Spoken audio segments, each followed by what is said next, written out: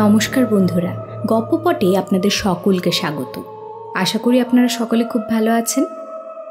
আজ গপ্পপটে আপনাদের জন্য থাকছে জোসেফ স্মিথ ফ্লেচারের লেখা একটি রোমাঞ্চকর গল্প।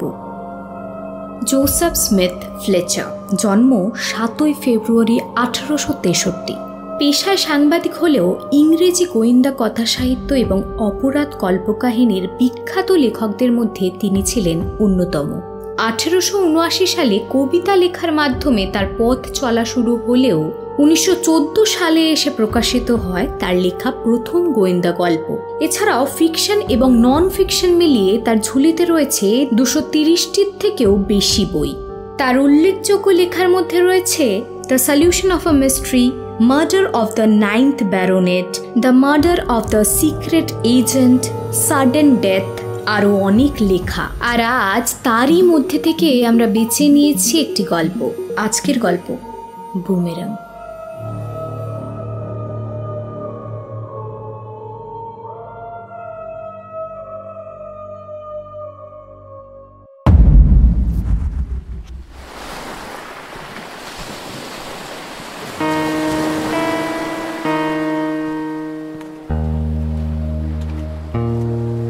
শেষ অপরাহ্নের আলো এসে পড়েছিল মায়ামি বিচের উপর। পশমের মতো নরম ছায়া ঘেরা আলোয় বালিয়াড়ির উপর স্নানার্থীদের ছায়াগুলো একটু একটু করে অস্পষ্ট হয়ে আসছিল।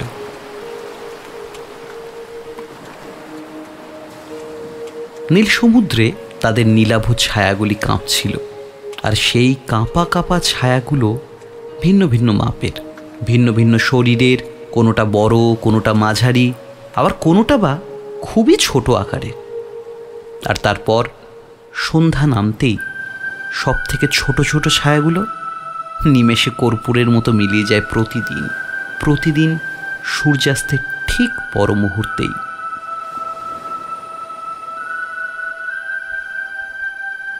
হাইওয়ে থেকে মায়ামি বিচের স্নানের জায়গাটা বেশ খানিকটা দূরে। সুবিস্তীর্ণ বালিয়াড়ি, আর সেই বালির ওপর প্রতিদিন অপরাহ্নে যতগুলো স্নানার্থীদের পায়ের ছাপ পড়তে শুরু করে, স্নান সেরে ফেরার পথে অনেক জোড়া পায়ের ছাপ হারিয়ে যেতে দেখা যায় সন্ধ্যার অস্পষ্ট অন্ধকারে। আর সবথেকে আশ্চর্য ব্যাপার হলো, বড় নয়, মাঝারি নয়, সবথেকে ছোট মাপের পায়ের ছাপগুলো বালির ওপর আর পড়ে থাকতে দেখা যায় না। আর সেই ছোট ছোট পায়ের ছাপের অধিকারীদের মাত্র একবারই আর্ত চিৎকার শোনা যায় প্রতিদিন সন্ধ্যায়। তারপর সেই শব্দটা সমুদ্রের ঢেউয়ের গর্জনে চাপা পড়ে গেলেও বিচের চারপাশে যেন প্রতিধ্বনিত হয়ে ফেরে।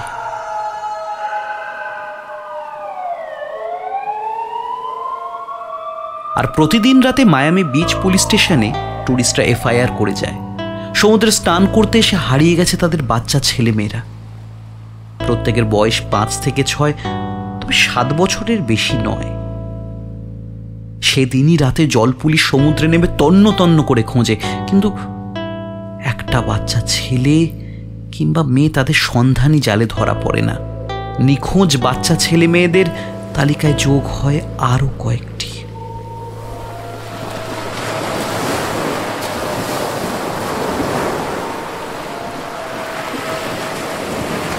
পরদিন প্রতিটি স্থানীয় পত্রিকায় সেই সব রহস্যময় ছেলে মেয়েদের নিখোঁজ হওয়ার খবর হেডলাইন হয়ে যায়। সেই সঙ্গে পুলিশি ব্যর্থতার প্রতি বিষোদ্গার করা হয়। এহেন মায়ামি বিচের অধিবাসীদের ক্ষোভের কথা ওয়াশিংটন পুলিশের ঊর্ধ্বতন কর্তৃপক্ষের কানে পৌঁছে যায়। তারা আবার স্বরাষ্ট্র দপ্তরকে জানায়। স্বরাষ্ট্র দপ্তর থেকে পুলিশকে জরুরি নির্দেশ দেওয়া হয় যুদ্ধকালীন পরিস্থিতির ভিত্তিতে সেই সব বাচ্চা ছেলে মেয়েদের রহস্যময় অন্তর্ধানের ব্যাপারে তদন্তের কাজ ত্বরান্বিত করার জন্য। আর তার ফলেই সাদা পোশাকে মায়ামি বিচ ছেয়ে যায়।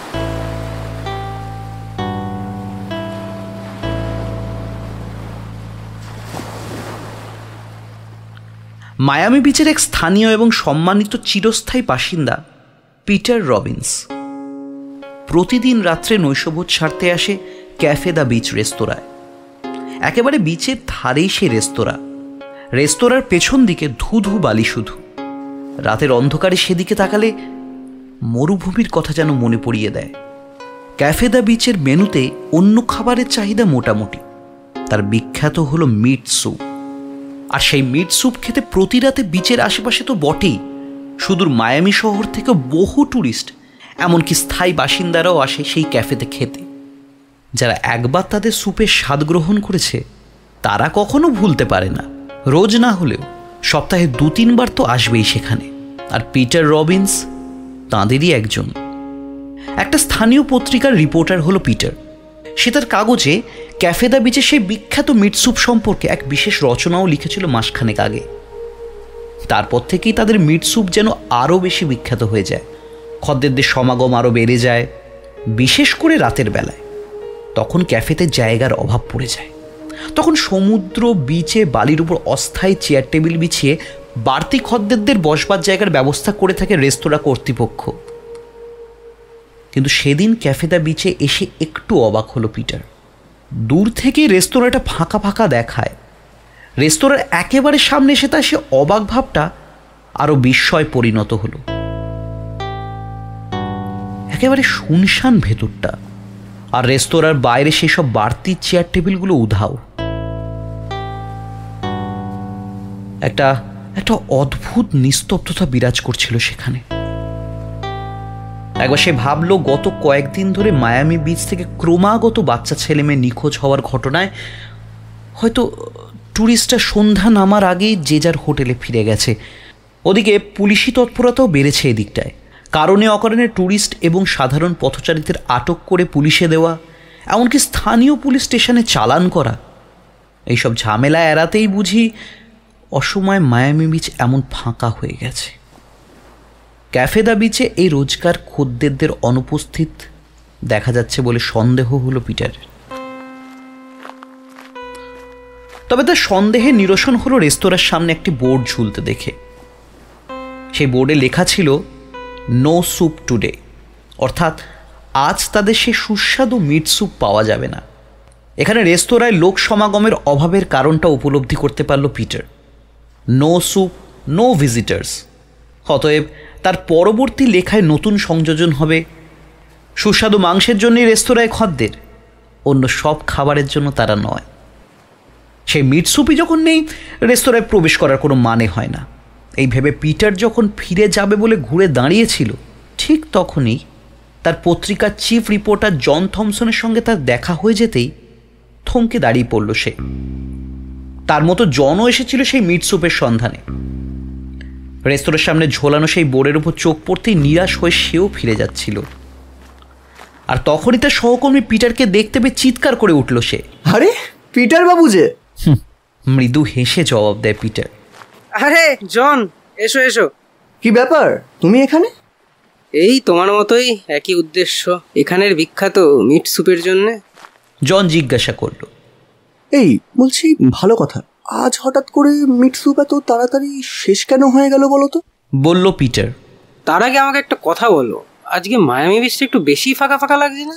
উত্তরে জন বলল, বুঝলে ভাইয়া, ডিসেম্বর মাস, এই প্রচণ্ড শীতে বাড়ি বা হোটেলের বাইরে কেউ থাকতে চাইছে না বলেই হয়তো। কেমন হেয়ালি করে বলল পিটার। শুধুই কি তাই? প্রশ্ন চোখে তাকালো জন। কেন, তোমার কি মনে হয় এখানে অন্য কোনো কারণও থাকতে পারে? একটু গভীরভাবে ভেবে দেখো, তাহলে উত্তরটা নিজেই পেয়ে যাবে। উত্তরে জন বলল, তাহলে ভেবেই দেখি, কি বলো? একটু থেমে পিটার আবার বলল, আচ্ছা ভালো কথা জন, আজকে কি মায়ামি বিচ থেকে কোনো বাচ্চা নিখোঁজ হওয়ার খবর আছে নাকি? না তো। তাহলে তো আজকে ড্রাই ডে বলতে হয়। তুমি কিন্তু মন্দ বলনি পিটার। আমিও আজ চারিদিকটা দেখলাম, এই মায়ামি বিচে কিন্তু আমিও আজ সেরকম বাচ্চা ছেলে মেয়ে দেখতে পাইনি। ভয়, বুঝলে, ভয়। আর তার ছাপ পড়েছে এই রেস্তোরাঁয়। কিন্তু ভয়ে যদি খদ্দেরই না এলো, তাহলে এরা এই গাদা গাদা স্যুপ বানিয়ে আর কি করবে বলো? পিটার আবার বলল, শুধু কি বিক্রি না হওয়ার ভয়?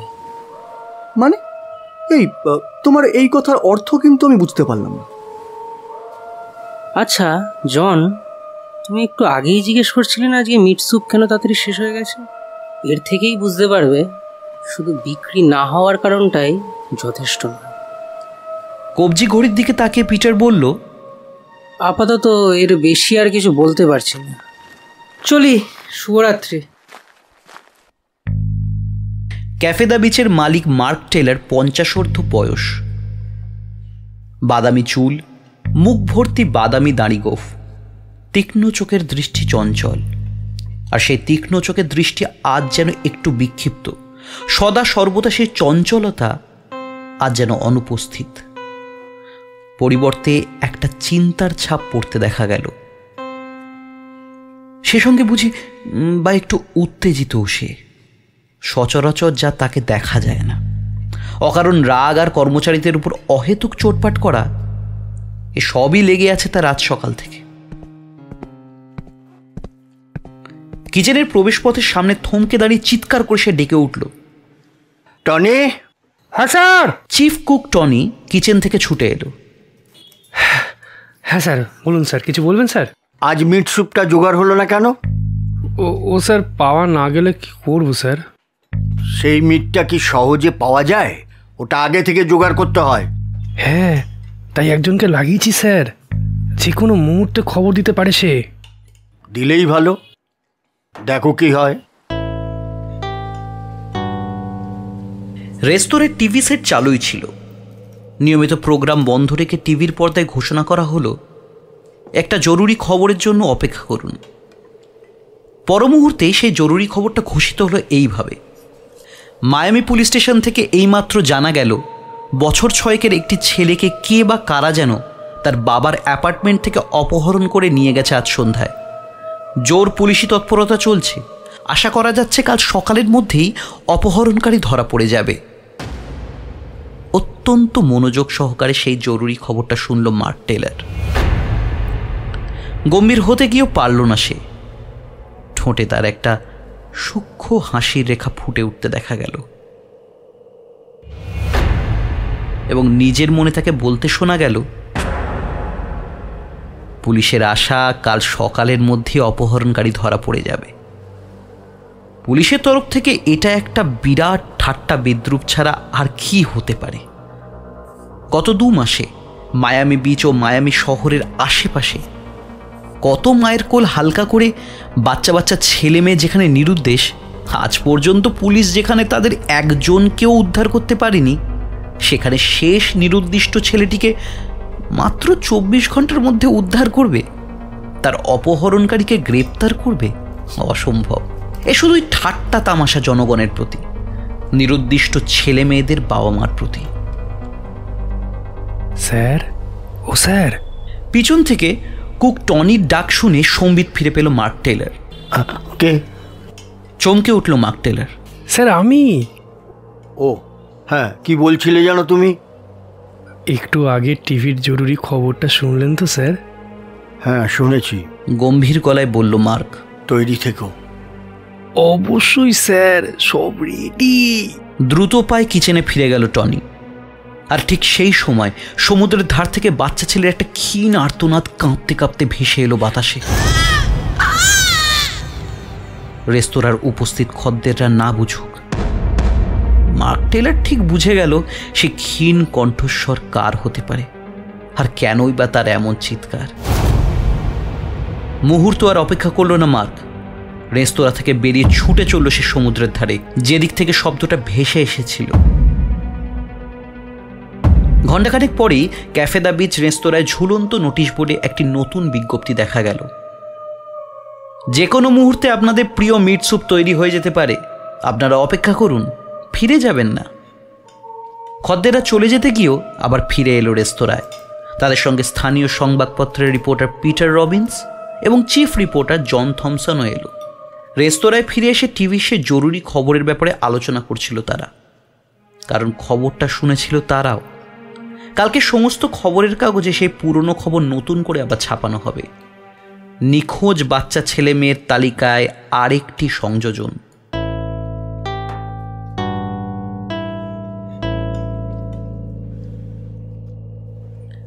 চিফ রিপোর্টার জন থমসনকে চিন্তিত বলে মনে হলো। বিশেষ করে একটু আগে অনেক দূর থেকে ভেসে আসা একটা বাচ্চা ছেলে আর্তচিৎকার শোনার পর থেকে তার মুখের ভাব কেমন যেন পাল্টে যায়। রেস্তোরাঁর মালিক মার্ক টেলারের দিকে ঘন ঘন তাকাচ্ছিল সে। তার মুখের ভাব দেখে বোঝবার চেষ্টা করছিল কিভাবে সে তার রেস্তোরাঁয় সেই প্রসিদ্ধ মিট স্যুপ পরিবেশন করার ব্যবস্থা করে। আশ্চর্য, কিছুক্ষণ আগেও সেখানে একটা নোটিশ বোর্ড টাঙিয়ে ঘোষণা করেছিল no meat soup, no visitors. অথচ হঠাৎ তড়িৎ গতিতে প্রয়োজনীয় স্যুপের মাংস এলো কোত্থেকে? যাক সে কথা, এখন সুস্বাদু মিট স্যুপের স্বাদ গ্রহণ করতে পারলেই হলো।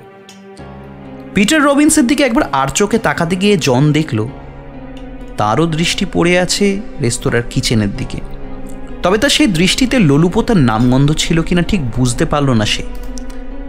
কেবল মনে হলো তার মতো পিটারের চোখেও অনেক প্রশ্ন, অনেক জিজ্ঞাসা, অনেক অন্বেষণ, অনেক প্রত্যাশা, সীমাহীন শুধু এক বুক শূন্যতা, যা পূরণের অতীত আর প্রাপ্তির ঘরে একটা বিরাট ক্রস চিহ্ন আঁকা পড়ে রয়েছে।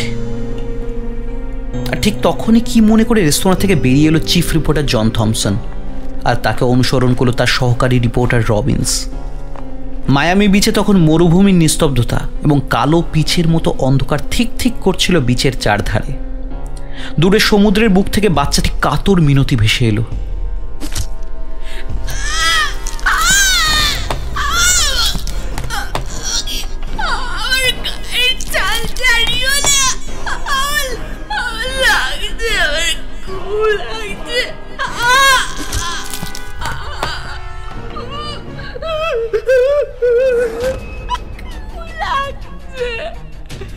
আমাকে বাঁচতে হলে আমাকে পুরোপুরি মেরে দাও, তোমার ওই চপ্পল দিয়ে আমার গলা কেটে দাও, আমি একটু প্রতিবাদ করবো না, তারপরে আমাকে মেরে আমাকে পুরো মেরে দাও প্লিজ, আমার লাগছে।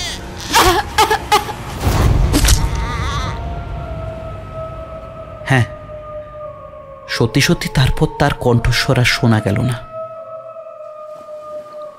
অদ্ভুত এক নীরবতা নেমে এলো সমুদ্র তীরে। এর থেকে বেশ বোঝা গেল বাচ্চাটি দেহ থেকে তার মাথাটা বিচ্ছিন্ন করে ফেলল তার জল্লাদরা। পুলিশে ফোন করার জন্য তারা ছুটল কাছে পিঠে পাবলিক টেলিফোন বুথের দিকে অতঃপর।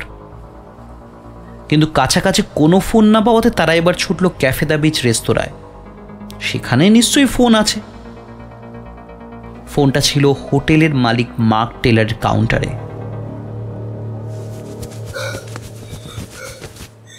স্যার, আমি একবার ফোনটা ব্যবহার করতে পারি? কোথায়? পুলিশ স্টেশনে। হ্যাঁ, কেন বলুন তো? এই মাত্র সেই নিখোঁজ ছোট্ট বাচ্চা মেয়েটিকে খুন করা হয়েছে। খুন? কি বলছেন কি? তা কোথায়? সমুদ্রের ধারে। অনেকটা ধমক দেওয়ার মতো করে মার্ক বলল, কি যাতা বলছেন? এই তো একটু আগে আমি সমুদ্রের ধার থেকে ঘুরে এলাম, কিছু দেখলামও না তো শুনলামও না। এ কি বলছেন স্যার? স্যার, এই মাত্র আমরা নিজের কানে শুনে এলাম স্যার। দেখুন, আপনি ভুল শুনেছেন। আসলে কি জানেন, এই ছেলে ধরার ব্যাপারে আমাদের এই মায়াবীবাসীর মনের মধ্যে একটা ভীতি সঞ্চয় হয়েছে, তাই আমরা আতঙ্কে রয়েছি। এর ফলে কি বলুন তো, কোনো বাচ্চা ছেলে বা কোনো বাচ্চা মেয়ের স্বাভাবিক কান্নার আওয়াজ পেলেও আমরা মনে করি হয়তো তাকে অপহরণ করা হলো, না হলে তার উপর কোনো অত্যাচার করা হচ্ছে। তবে কি বলুন তো, এইরকম মনোভাব পোষণ করাটা না একদমই ঠিক না। এই যে যেমন আপনাদের যেটা মনে হয়েছে সেটা কিন্তু আপনাদের সম্পূর্ণ ভুল ধারণা। তাই বলি, আপনি আমাদের এই ফেমাস মিট স্যুপটা খেয়ে বাড়ি চলে যান।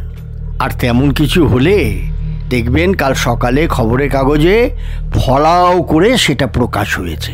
তাকে বাধা দিয়ে বলে উঠল পিটার, আপনি ভুল করছেন মিস্টার টেলার। উনি শুধু দেখবেন না, যদি খবর ছাপা হয় তবে উনিই ছাপাবেন। কীরকম? উনি এখানকার একটি দৈনিক পত্রিকা Miami মর্নিংসের chief reporter mister John Thomson. ওর নাম নিশ্চয়ই আপনি শুনে থাকবেন। ও, আপনি মিস্টার থমসন? গম্ভীর গলায় বলল জন। আগে হ্যাঁ, এবার আমার কথা বিশ্বাস হলো তো?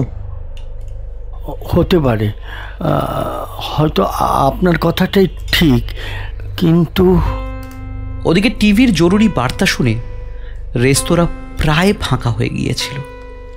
অপহরণকারীদের হাত থেকে যে যার বাচ্চা ছেলে মেয়েদের সামলাতে বাড়ি ফিরে গিয়েছে। আবার এদিকে মিট স্যুপ তৈরি। রেস্তোরাঁর অবশিষ্ট খদ্দেরদের টেবিলে টেবিলে ওয়েটাররা মিট স্যুপ পরিবেশন করতে থাকে। হঠাৎ চিফ রিপোর্টার জন থমসন চেয়ার ছেড়ে উঠে দাঁড়ালো সেই সময়। এ কি হলো? মিট স্যুপটা খাবে না? জিজ্ঞেস করলো পিটার। না, আজ থাক, আজ আর ইচ্ছে করছে না। কি হলো আবার? পিটার, এক্ষুনি একবার আমাদের খবরের কাগজের অফিসে যেতেই হবে। একটু আগের সেই বাচ্চা মেয়েটার আর্তনাদ আমার কানে এখনো ভাসছে পিটার, ভুলতে পারছি না। বাই এনি কস্ট কাল খবরটা আমাদের ছাপাতেই হবে। বেশ, তাহলে তাই চলো, বলল পিটার। তারপর জনকে অনুসরণ করলো সে। এদিকে কিছু খদ্দের চলে গেলেও মিট স্যুপ কিন্তু অবিকৃত থাকলো না, বলতে গেলে প্রায় শেষ হয়েই যাচ্ছিল। আজ রেস্তোরাঁর মালিক মার্ক টেলারের কি খেয়াল হলো, তার চিফ কুক টমকে ডেকে এক বাটি মিট স্যুপ দিতে বলল। একটু পরেই টম এক বাটি মিট স্যুপ রেখে গেল তার কাউন্টারে। লোলুপ দৃষ্টিতে সেই দিকে তাকিয়ে রইল মার্ক টেলার। মিট স্যুপ আজ বেশ তাড়িয়ে তাড়িয়ে খাবে ভাবল সে। তারপর একসময় চামচ হাতে নিয়ে প্লেটটা তার কাছে টানতে যাবে, ঠিক সেই সময় ফোনটা বেজে উঠল। ত্রস্ত হাতে রিসিভারটা তুলে নিল মার্ক। হ্যালো হ্যালো, কি নেটওয়ার্কের প্রবলেম রে বাবা। হ্যালো হ্যালো, আমি মার্ক টেলার বলছি। হ্যাঁ হ্যাঁ হ্যাঁ হ্যাঁ বেবি, হ্যাঁ বলো বলো বলো, কি হয়েছে বলো। হ্যাঁ কি বলছো? আমাদের মেয়ে জেনিকে খুঁজে পাওয়া যাচ্ছে না? কি বলছো? কখন থেকে? তারপরে ঘন্টা দিনে হবে। হ্যাঁ, আমরা প্রথমে ভেবেছিলাম ও বুঝি ওর পাশের বাড়িতে আলফ্রেডের সাথে খেলা করতে গেছে, কিন্তু ওখানে খোঁজ নিয়ে জানতে পারলাম ওখানে যায়নি। মার্ক, ও কোথায় গেল? মার্ক, তুমি প্লিজ কিছু একটা করো। মার্ক, তুমি প্লিজ কিছু একটা করো। মার্ক মার্ক ও অপহরণকারীদের শিকার হয়ে যায়নি তো? মার্ক, তুমি কিছু একটা করো। মার্ক, তুমি কিছু একটা করো। কোথায় গেল মার্ক? তুমি প্লিজ খুঁজে এনে দাও মার্ক, তুমি প্লিজ খুঁজে এনে দাও মার্ক। ঠিক আছে, তুমি চিন্তা করো না, আমি দেখছি। স্ত্রীকে চিন্তা করতে নিষেধ করলেও মার্ক টেলারের চোখে মুখে চিন্তার মেঘটা কেমন ঘনীভূত হয়ে ওঠে। তার হাতের চামচটা অসম্ভব কাঁপছিল তখন। স্যুপের প্লেটটা তার কাছে এখন একটা ভয়ঙ্কর আতঙ্ক বলে মনে হলো। প্লেটটা ছুঁড়ে ফেলে দিয়ে ছুটলো সে বিচের ধারে, যেখান থেকে বাচ্চা মেয়ের কান্না শুনতে পেয়েছিল জন আর পিটার একটু আগে।